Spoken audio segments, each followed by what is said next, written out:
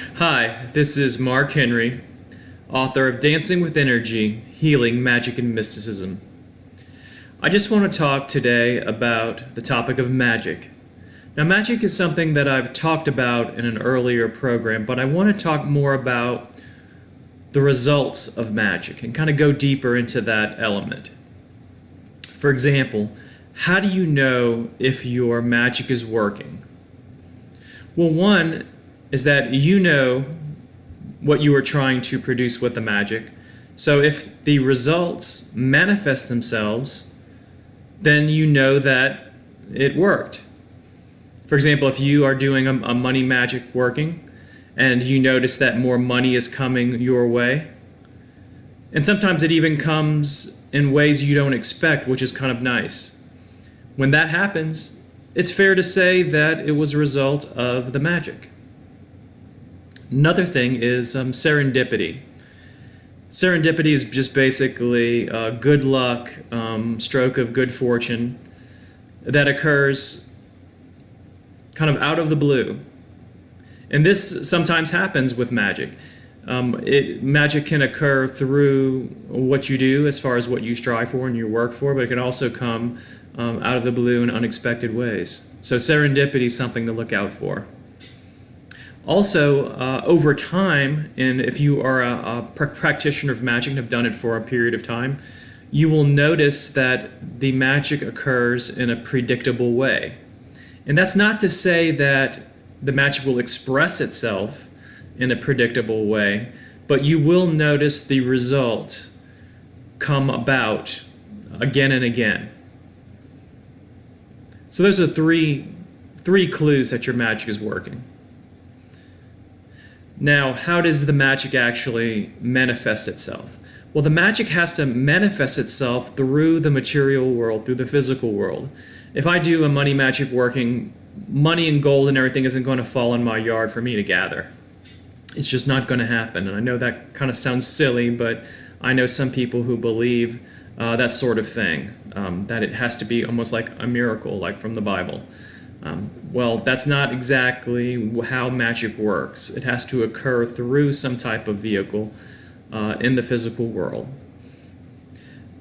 Now, just to kind of give you a little bit of, get a few examples of how this has worked in my life. I had a major, what I consider a magic success.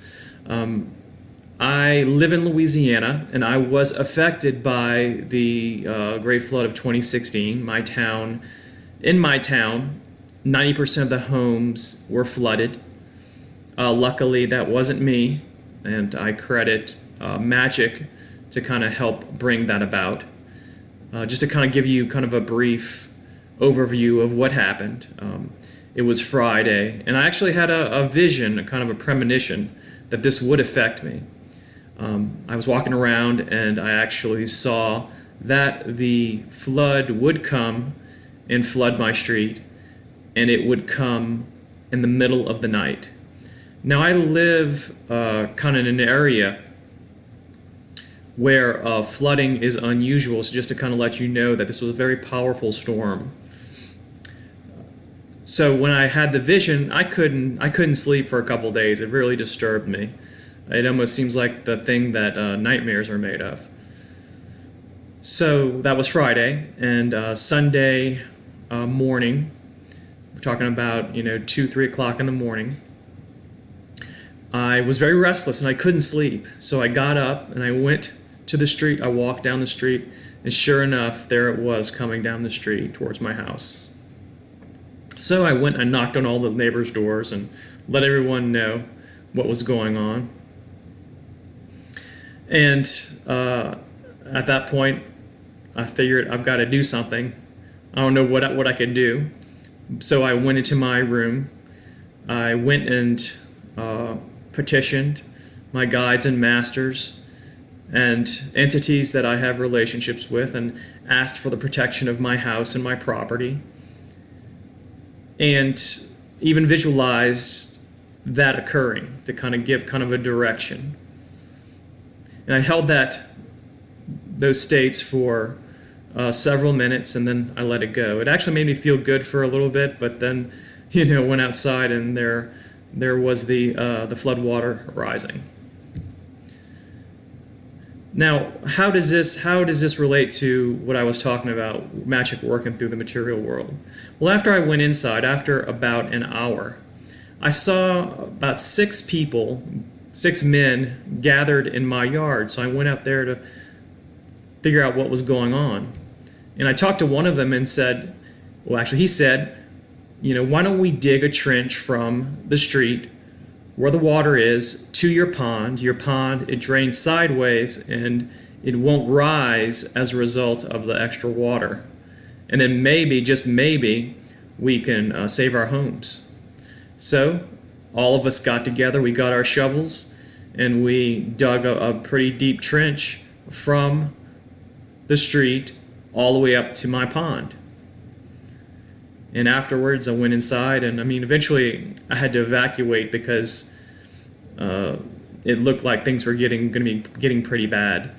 But however, after a couple of days, when the water receded, I went back, and the water got all the way up to my doorstep. It even got into the little crack, the divot, where the garage door comes down into the cement. So it was right there, and then it stopped. So it was it was something. And I give Magick credit for that, because I don't know how else to kind of explain it.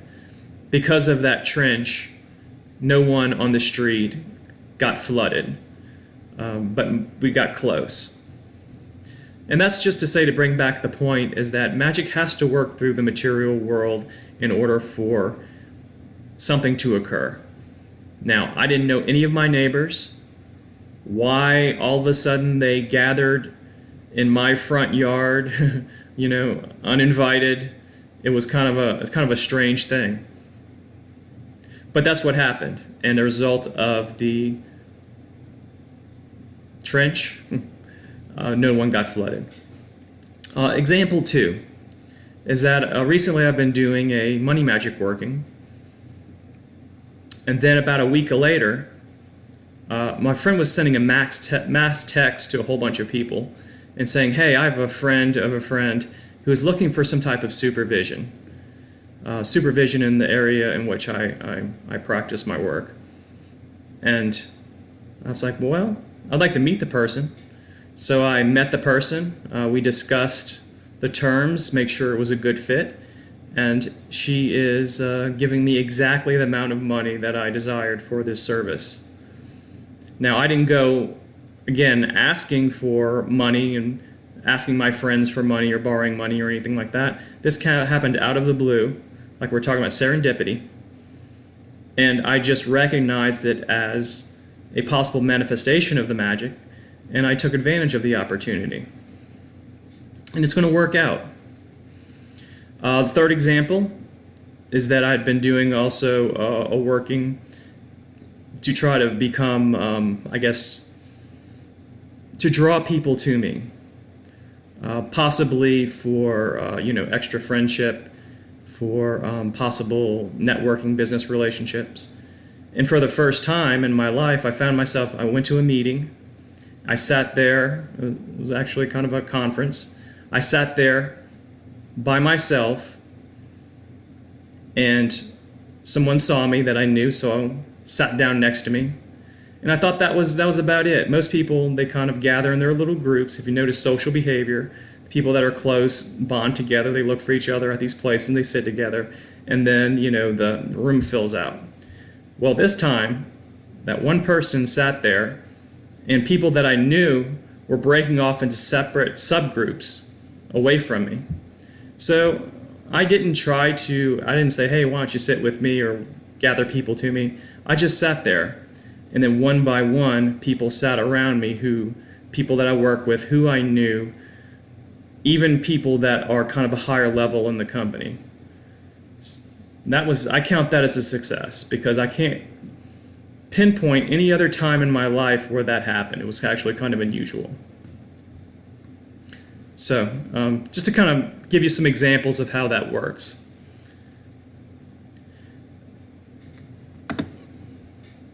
Now, a little bit about magic and results through time. Now, through time, because we're talking about short-term type of things in these examples, individual cases. But if you practice magic regularly, you will notice that life becomes more smoother for you. And that's not to say that everything will always work out for you. You won't have any problems or anything like that. But when those trials and tribulations do occur, you will notice that you recover from them fairly quickly. In fact, over time, you may even develop that cliche of living a charmed life. And sometimes I look at my life and kind of think that's probably the way that I exist. But I think I credit, my spirituality and my magical practice for that.